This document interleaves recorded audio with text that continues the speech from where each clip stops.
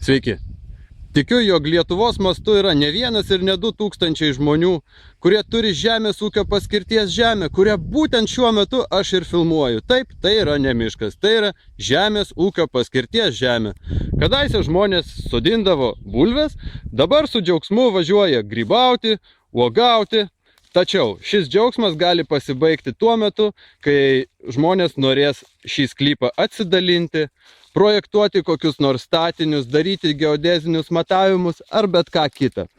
Šis sklypas, net pats pasakiau miškas, bus pripažintas kaip miško ūkio paskirties žemė ir jokiais būdais ne žemės ūkio paskirties.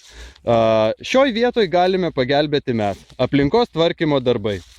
Iš šios medienos, kuri šiuo atveju yra tankiai suaugusi ir ganėtinai stambi, yra gaminamas biokūras.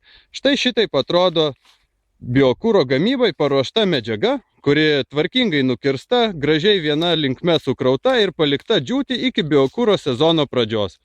Didesnius sklypus, tokius kaip šis, mes galime sutvarkyti ir nemokamai, jeigu yra atitinkamas biokūro kiekis. Mažesnius sklypus, kainos klausimas, bet tikiu, kad mes rasime bendrą kalbą su kiekvienu savininku, kuris turi panašią problemą.